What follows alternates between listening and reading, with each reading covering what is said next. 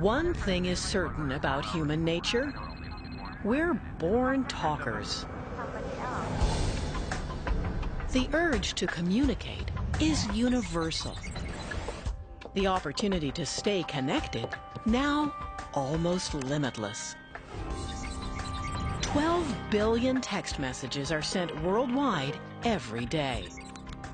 But has all that web surfing, all that messaging, become too much of a good thing?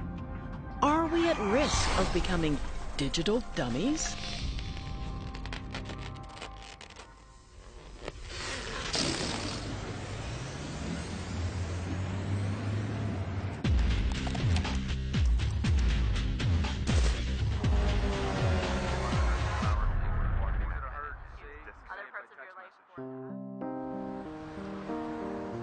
It's an issue for everyone. I don't think I've met a single person who says that they're happy managing the technology pace. Watching how we use our computers and cell phones is Todd Maffin's business.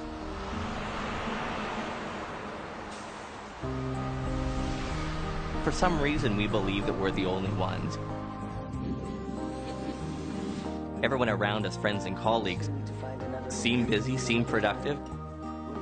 So we believe that they're all doing well, and then we look at ourselves and say, gosh, I've got 200 emails in my inbox, and it's Monday morning at 8:30. I haven't even started the day. What am I doing wrong? What is it about me that is failing here? And secretly, inside all of those other people that we admire,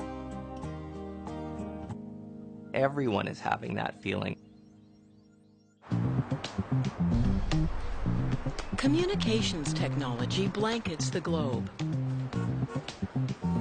There are now more than 3 billion cell phone users and 1 billion personal computer users worldwide.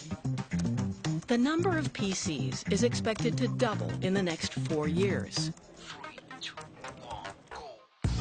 Here at home, 13 million Canadians use Facebook. And we're spending more and more time surfing the net for business and pleasure. How much time do you think you spend on the internet every day? Quite a bit. Probably 4 hours a day. Probably 8 hours a day at the office and at home. Maybe 12, to be honest.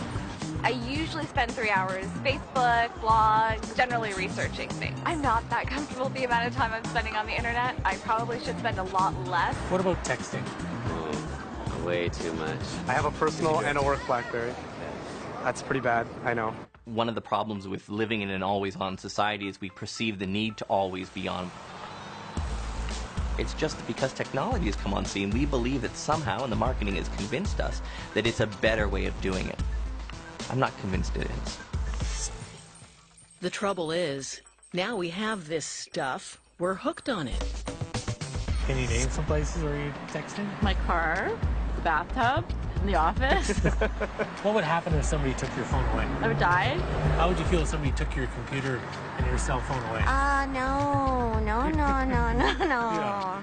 That's bad. You know, if the internet goes down, it's like, oh my God, what do we do? Like, I don't know how we lived without it before. Since we've been talking, this thing has vibrated 4 times, and I'll tell you, I'm dying to check it.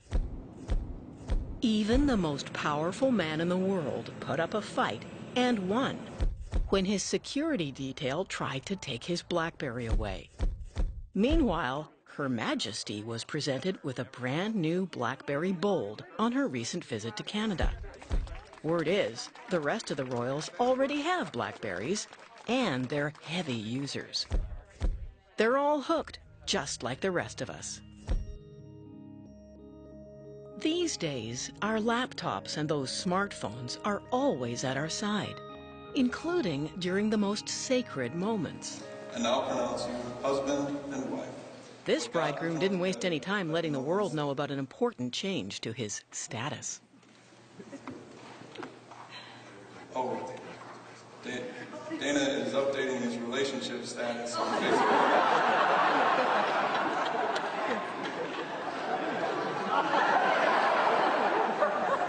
As I was saying, I now pronounce you husband and wife. It's official on Facebook. It's official in my book.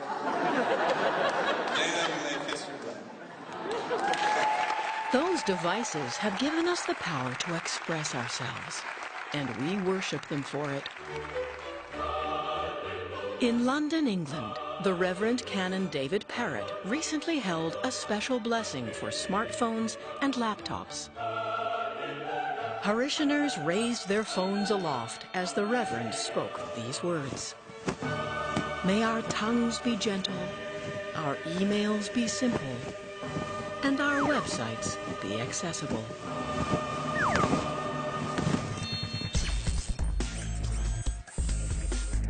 It wasn't always this way. It's easy to forget that cell phones and personal computing have only really been around since the 1980s.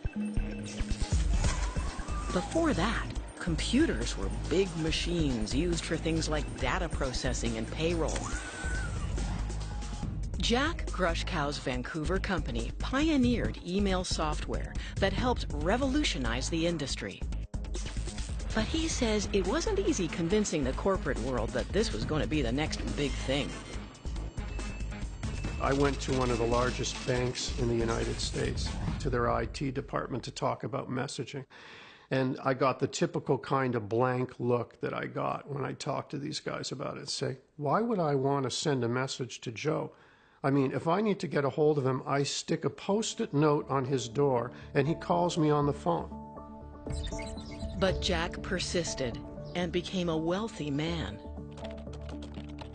He was part of an information revolution that handed new freedoms to consumers. There is no hierarchy anymore. This flattening of communication and broadening of communication is obviously a huge social phenomenon. You can meet anybody, anywhere, at any time. It's incredible. All that new freedom has changed the way we live, even here. 143 years of parliamentary tradition are kept alive behind these stone walls. There's a whole lot of questions that have to be answered here. But now, technology has transformed how politicians and the press practice their crafts. So much of what they're doing at the moment. Everybody has a BlackBerry. We're on BlackBerries pretty much all the time. And it's a total communications tool because you're an MP 24 hours a day. You might as well have the tool that keeps you being an MP 24 hours a day. Justin Trudeau is the Liberal member for Montreal's Papineau riding. His day begins with a briefing about his schedule. There's no paper here. Every MP's office is supplied with 4 BlackBerries. They provide instant access to email and the internet, keeping MPs in the loop as never before.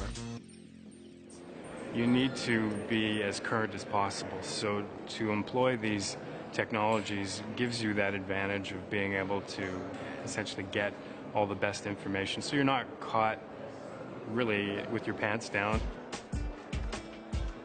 On Parliament Hill, knowledge truly is power. The advantage won by getting your spin on the day's stories out there first. CBC journalist Katie O'Malley is using her BlackBerry to write a post about Question Period for her blog. At the same time, she's receiving hundreds of messages from the government, the opposition, and her editors. Oh, I love my BlackBerry. I mean, she named her dog after. I named my dog BlackBerry. It's true. She's very cute. Now you go out for lunch, keep the BlackBerry on the desk, and there's even an etiquette that says, can we just take a 2-minute break mutually to read our email messages? So you're never, ever out of touch. One of the only times Katie and Susan will surrender their BlackBerries is when they attend advanced briefings on budgets. There was one budget lockup where they forgot to include a smoking area. And when I came out, I ran to the BlackBerry before I ran to my cigarettes. A lot of people are beginning to ask this fundamental question. Are we in charge of our smartphones, or are they in charge of us? My wife might say I'm not, but I think I am. Just give me my baby. Give it to me. Give it to me. It's blinking. It needs me. That might be fine for the adrenaline junkies on Parliament Hill, but in a lot of workplaces, the fierce pace of change, the relentless flow of information has taken over our lives. A group of office workers who were given smartphones were part of a Carleton University study. Before they got the BlackBerry, they were working about 47 hours a week. 9 months later, the average number of hours was just over 70, okay?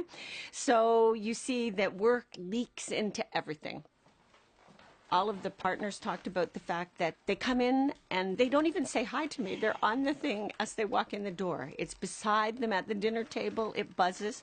Our data says it's associated with increased levels of stress, increased levels of burnout, decreased job satisfaction, decreased life satisfaction, increased marital conflict. So all of those kinds of things would suggest that it's not utopia and that in fact it's got its place, but for many of us, we've forgotten what its place is. And introducing the BlackBerry Helmet, reinforced polymer to protect the skull of the mobile professional on the go. They've nicknamed the BlackBerry the Crackberry for a reason. Linda Duxbury says comedian Rick Mercer has a point. And a camera that broadcasts a picture of what's in front of you to your BlackBerry so you can always be looking at your BlackBerry. I think it's funny, but you know what? The really sad thing is it's true. Ty Notar knows about these problems firsthand. It got so bad in her house that she wrote to the Toronto Star, and the newspaper printed her story, including the details about her dad's car accident. He was emailing his friends, and it wasn't even important. It was just to email them for fun. Ty had her parents sign a contract that included fines for using their smartphones during family time. They have taken over the world, or at least my dad and my mom, but the contract is starting to work for them. And for the time being, my savings account. There are now 32 million BlackBerry owners worldwide. Consumers can't get enough of these smartphones. Kevin Michaluk operates crackberry.com. With 1.5 million followers, it is the top independent website for BlackBerry users. Core to the way they've designed the phone, they have this idea that you're going to use your smartphone 200 times a day for 10 seconds, 20 seconds, 30 seconds, a minute at a time. These devices are compelling, and that's why they're selling, and that's why in a time when we're in a recession and we're coming out of one, that this industry didn't suffer at all. You know, RIM sold more BlackBerries than ever before, Apple sold more iPhones. And then there are the accessories. Now you can let your fingers do the talking anytime, anywhere. These devices are rewriting the rules of etiquette. Sometimes we go to lunch, and the entire lunch, he'll be texting. And while I'm sitting there, I just feel like there's a barrier between us. You know what I mean? Like, why am I eating with you if you aren't even talking to me? But he's just really not that fun. So I'm actually just texting people that are a little bit more fun. People don't know that it's rude anymore because it's become the norm, and that's just, it's kind of sad that we become desensitized that way. It's the same story at the office. I can't stand that. People texting or checking emails or doing things in a meeting. Yeah, it's horrible. It's almost like if you're more senior, then no one cares and you can do whatever you want. We should all be on page 4 now of this document. Page, you'll see. We're communicating, I don't care about you, that I'm not interested in what you say, that I'm important and you're not. And I think it's really damaging relationships within the workplace. When it comes to office politics, some wield their mobiles with deception in mind. We also, in our studies, we have found people who manage their image by setting their email to send the messages at 3 in the morning. They weren't working at 3 in the morning, but they wanted the image of staying up late and being dedicated. For some people, they're afraid to turn it off. They're afraid that if they don't deliver 24/7, it's a career-limiting move. A lot of managers like smartphones because they keep employees on task even when they're not at the office. But the experts say an always online work ethic can actually be bad for business. One of the great myths of technology is that when you buy a gadget, you know, like these things, it's supposed to give you more time. In fact, what happens is it takes time away from us in many cases because we're tinkering with it. We're setting up the themes and the skins, and we're troubleshooting and things like that. So that begins to stress people out in itself. Actually, it's called the productivity paradox. The more you invest in technology, actually, the less productive your people are. There's growing concern that we've become a distracted nation, that the emphasis is shifting from deep thinking to getting superficial knowledge fast. And there's worry that our brains simply can't keep up with all the modern demands for our attention. There's compelling evidence that we may only be good at doing one thing at a time. And when we try to multitask, sometimes the consequences can be devastating. We'll be right back.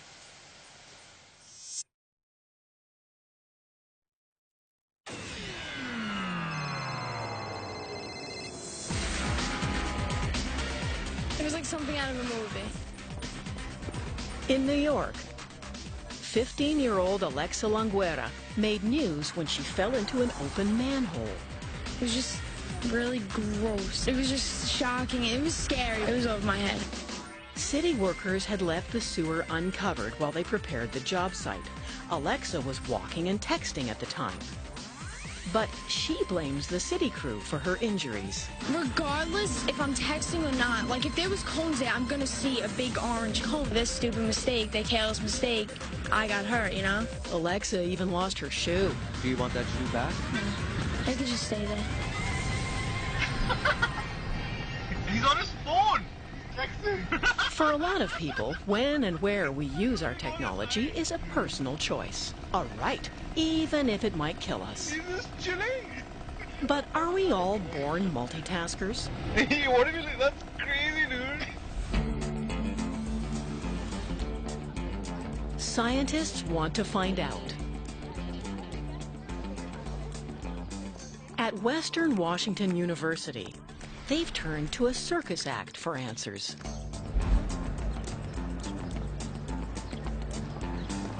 Here's how the experiment works.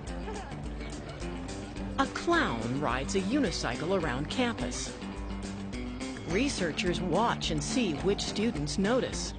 Did you notice anything unusual? And interview them about what they remember seeing on their walk to and from class. People there all the time.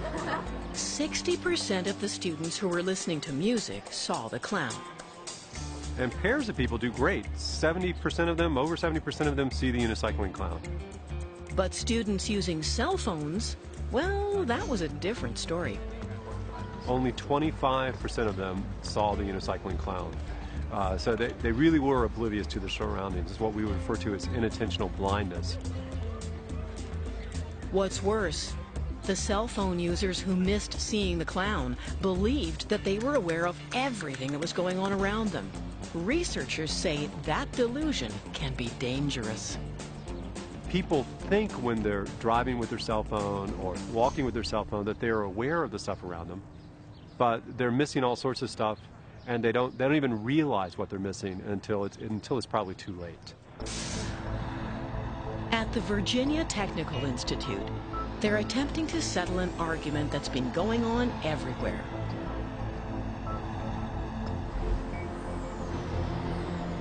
They're testing our ability to multitask while we're driving.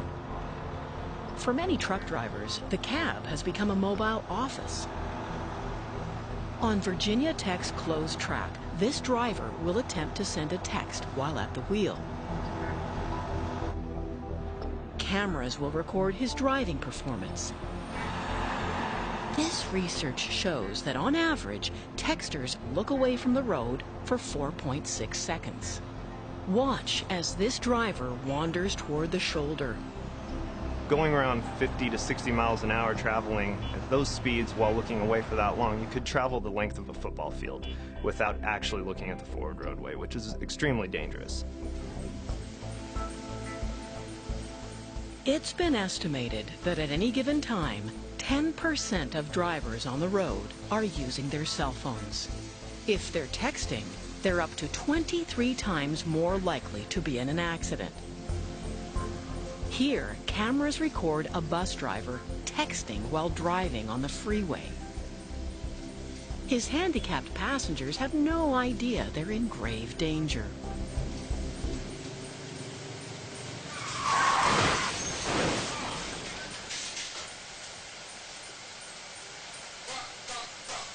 Luckily, no one was seriously injured. Collisions like this make headlines and fuel the debate over whether driving and dialing should be banned. They also clearly reveal the limits of our multitasking abilities. You know, our brain is really only capable of single tasking, working on one thing at a time. And some people will say, well, I multitask all the time. I do it, so my brain's capable. That's not really what's happening. In fact, what you're doing is task switching at a very quick rate. Dr. Gary Small is a neuroscientist at the University of California, Los Angeles, and a leading expert on how technology affects the brain. We can deal with that later. The studies have found that a middle-aged person who multitasks makes more errors. Who told you that? That's indisputable. Even in young people, with all the multitasking, there's a tendency to do things faster. There's a perception that we're getting more done, but we're actually sloppier. The scientists say, when we're doing this, we're paying partial continuous attention to many tasks. It's stressful, and stress can actually shrink the brain and contribute to memory loss. In a sense, what's happening in the brain when we're interrupted, we have to shut down one program and shift to another. A lot of work time is lost because we have to shift tasks. And I think it's important for people to be aware of their multitasking, try to limit it so they'll be more efficient, truly more efficient, not just perceiving that they're more efficient. Still thinking you're a great multitasker? Try this awareness test. Count the number of passes the white team makes.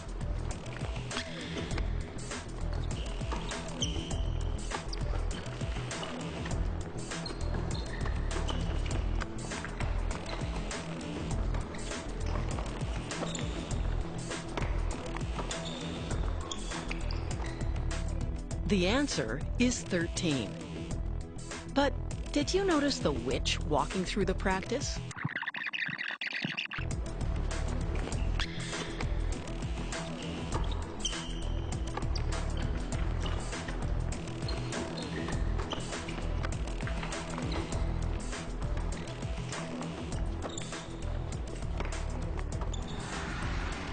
Some research is showing that those who multitask a lot with technology are more easily distracted and actually have more problems remembering and juggling tasks than those who don't.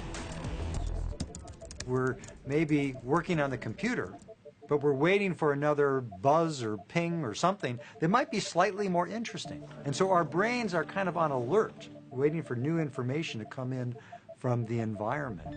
Your cell phone ringing, the ads on your laptop, and everything on the internet is so attractive. And what's happening is that they're destroying the central resource, which is our ability to focus. All these media are just aggressively suiting our attention, and there's just no attention left. Despite all the evidence, a lot of people still just don't take this kind of behavior seriously. How many accidents have you had that relate to your phone? Oh, I don't know. How many? You can see it on the popular TV show, Canada's Worst Driver. Huh? She texts, she emails, and she constantly calls. Hello, hello, hello. I think I'm addicted to my phone. I do. And it's not just dialing and driving. In October 2009, on a flight from San Diego to Minneapolis, 2 Northwest airline pilots overshot the airport by 240 kilometers. They were on their laptops scheduling their hours as the plane flew past its destination. Passengers and the airline were not impressed. The pilots were suspended. But it could have been much worse.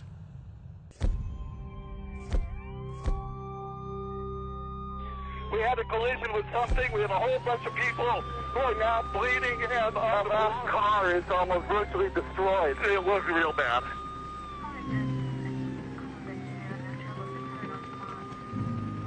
In September 2008, a commuter train collided with a freight train near Los Angeles, California. 25 people were killed and 135 were injured. The train driver, 46-year-old Robert Sanchez, missed a signal to stop on a siding to let the freight train pass.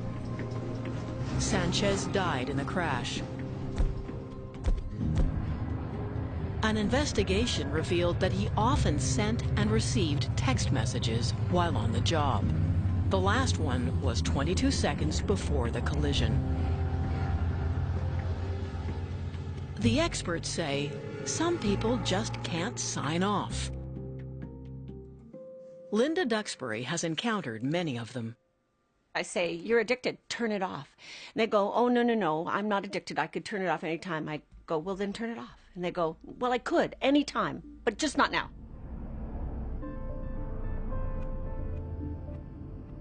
In Falls City, Washington, just a few kilometers from Microsoft headquarters, they come to get treatment for their internet addiction.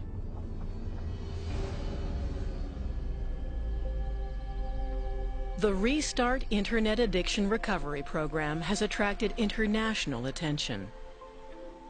Hilary Cash and Cosette Ray are counselors.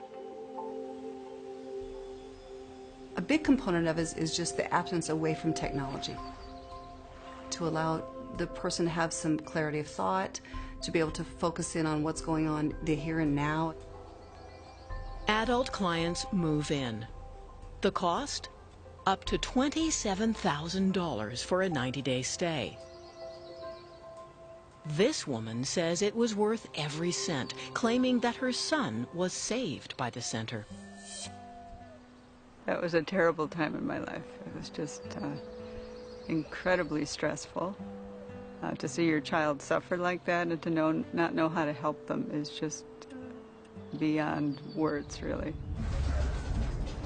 She watched her bright and capable son's life unravel as he spent more and more time playing interactive games on the internet. It was bad enough that he lost his job at one point. He was functioning less and less and seemed to be playing more and more. And that seemed to be his only existence and his only time when he seemed happy, even. Surprisingly, internet addiction is not a recognized medical affliction, but Hilary Cash says it should be. Anywhere from 6 to 10% of the population that's online meets criteria for internet addiction.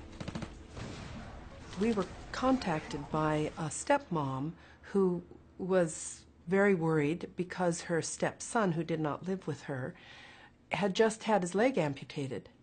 And he had had his leg amputated because of thrombosis, which he developed from inactivity, just sitting day after day after day in front of his computer.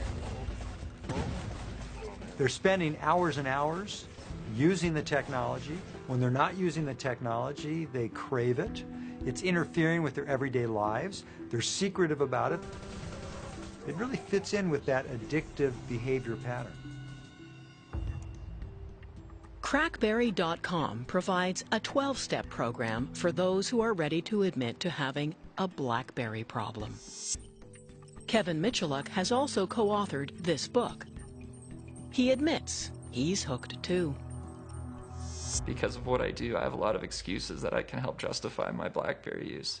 But definitely, I mean, when I try to not use the device, it calls out to me and I reach for it for sure. Crackberry.com also has a quiz to help you determine whether you're addicted. Here are some of the warning signs. Test yourself.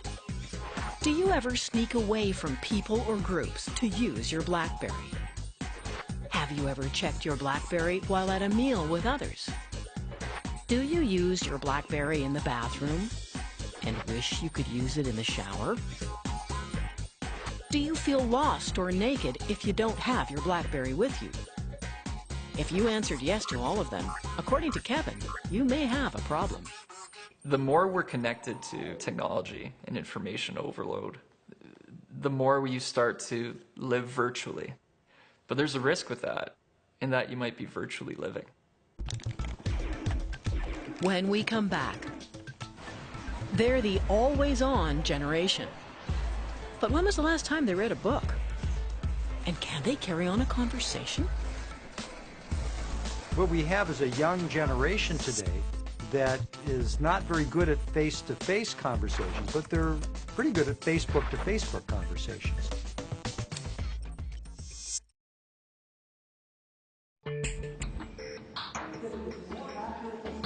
In this sociology class at the University of Toronto, laptops are the tool of choice for taking notes. And if you miss something, no problem. You can listen to it all again on your digital audio recorder, or download the prof's notes. But it's in the bars and dance clubs where you really notice the generational divide. It has to do with younger generations being able to process and assimilate information quicker than the older generations. One of the ways that we see that is through music and how we listen to music. Yale Fox is one of Toronto's hottest DJs. His specialty? Mashups. Dance music that mixes and blends together short sections of many songs. Yale also has a degree in sociology. He's partnered with University of Toronto professor Bob Brim on research into something they call music attention deficit disorder. They say how Yale's generation listens to dance music reflects how technology has shortened their attention span. Bob Brim says that's also playing out in his lecture theater. People who are less well prepared and who've been perhaps more exposed to various media are less able to concentrate, and they can only take things in small chunks. A lot of the professors are having trouble getting the students to stop texting during class. One professor told me that she gives the kids a 5-minute texting break halfway through the class. So something's going on that they can't be without it for even an hour at a time. We don't have to plan out our week, we don't have to plan out our day, we get it within 10 minutes and then we're at the bar. We're students, we're busy, want to hear about the best party and the fastest way we can get there. That's right, that's just the new wave, that's the new wave, that's just how it is. But some researchers say the BlackBerry Nation has a problem. They're raising the alarm, claiming that young people are just snacking on the superficial knowledge they find in cyberspace. I tell students in class all the time, you guys are lazy and ignorant. And don't tell me how busy you are. You're always talking about how busy you are. You watch 2 hours and 41 minutes of TV a day. 55% of high school students spend less than 1 hour a week reading and studying for class. They spend 9 hours a week social networking. There's worry that internet use is contributing to a decline in reading skills, and that we're all wading in the intellectual shallows. We're moving to something that puts all the stress on just finding information. We're losing that focus on deep thinking, deep, steady thinking about one thing. I think we become less interesting as people, as individuals, if all we're doing is gathering information and quickly moving around the web. And some argue that it maybe inhibits creative thinking. Whenever you have a new idea, instead of pursuing it, your colleagues will vet it immediately, and they'll say, oh, that's a stupid idea, don't pursue that, and we may be less creative. So what is happening to the new generation growing up in an ever-expanding digital world? Chris Rowan is an occupational therapist in Seychelles, British Columbia, and a specialist on how technology use affects younger children. What I started noticing was a lot of the kids that I was working with had high technology usage, and they had huge difficulty paying attention. Chris Rowan says wired kids' problems usually begin at home, where families are more connected to technology than each other. There's a huge disconnection between partners, between parents and children, between siblings. I'm seeing more and more families feeling very uncomfortable in social situations with each other. So how much screen time is too much for our kids? Pediatricians recommend that children under the age of 2 be kept away from the television, the computer, and video games. Children older than 2? No more than 2 hours a day, and no longer than 20 minutes at a time. Young people today are spending a tremendous amount of time with their technology. Now, what's going to happen to that young developing brain? It's going to be very strong with the technology skills. But what about the human contact skills? Looking at someone in the eye when you have a conversation or noticing nonverbal cues during that conversation. All that technology use may even be rewiring our brains. We know that if the brain spends a lot of time in a particular mental task over and over again, it will be strengthened. The neural circuits controlling that task will be very strong. On the other hand, if we avoid certain tasks, the neural circuits controlling those tasks will be very weak. And that basic principle is a concern. In the end, there is no putting the digital genie back in the bottle. The flow of information through our lives is only going to increase as new and faster devices become available. Still, even those in the so-called I generation sometimes lament what's being left behind.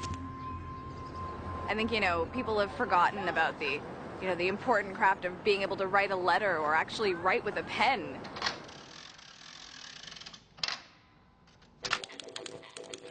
It's kind of like, I feel a bit like a secretary in the past, like, sit and you just type away. If you're raised with a mouse in your hands, this is a chance to experience some things forgotten in the age of instant messaging.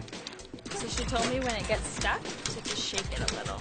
A return to a time when writing began with careful thinking. First thing that comes into your head, you type, and you have to believe what you're saying is the truth, because you can't erase it. This store in Vancouver is called the Regional Assembly of Text. Admission to this stationery retailer's monthly letter writing club? Absolutely free. It's a big hit. Usually we open the doors at 7 and there's people waiting to come in. But these typists aren't about to replace their cell phones and computers with a Smith Corona. They're just here to socialize and enjoy the sound and the fury of the office their grandparents knew. I like that it's loud and offensive, I like that it's very artful and soulful. But some are looking for relief from the always changing, always on digital world they've inherited. My friends and I talk a lot about working with information, working with knowledge, and not working with an output that we can see or that we can feel, and how stressful that can become for our generation. Not being able to end the day feeling like we can look at what we've created. And so I think that in that way we're losing a lot. All that conflict over technology use has left a lot of us looking for answers. The simple solution is just to turn off and tune out. But is that possible? I haven't had a television since I was a kid. We'll find out when we come back.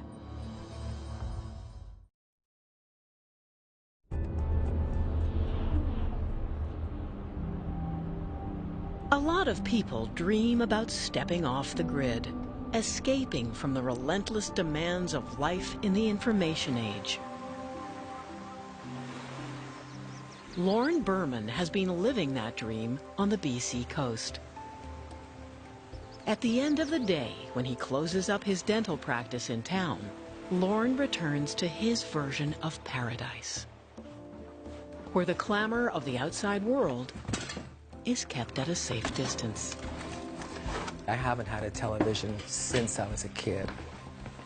And I can't imagine where I'd fit one into my life or what I'd have to cut out of my life to find room for one or why I'd want to. And the computer, I thought I would feel the same. But these days, digital technology seems to worm itself into every corner of our lives, even here. When one of his daughters told him she needed a computer for her schoolwork, he reluctantly agreed. And then Lorne made a surprising discovery for himself. I was astonished to be able to be living in such a rustic environment, seemingly disconnected from the rest of the world around me, at least the illusion of that disconnection, and there I was, connected somehow to an art gallery in Russia. Lauren Berman's conversion to a digital believer says a lot about our relationship with technology. It's become our main street and our town hall. If you want to be included, you have to be connected. I was a holdout on the cell phone too. I just didn't seem to really need it, but how many U-turns can you make to find a payphone and find that it's out of order, and or there's somebody using it, or you can't find a payphone? Anyway, I now have a cell phone, and I admit that when I leave the house, I'm making sure it's in my pocket, and if it's not, I'm wondering where I've left it. Email pioneer Jack Grushkow says, those who think computers and the internet are evil are wrong. It's a tool. Is a hammer good? It's good if you build a house with it. It's bad if you hit somebody over the head with it. It's a cop-out to call it good or evil. It's each individual making a decision for themselves. Our choice is to use them wisely or use them poorly. That means taking a hard look at when, where, and how often we're connected, and finding the will to simply turn it off. It's critical. We will either manage the technology around us or it will manage us. And if it's the latter, if it manages us, we are doomed to anxiety and stress. We need to leave time for play. We need to leave time for our brain to just unwind. It just has to be time away from the machine of information, and our lives do get better. They do.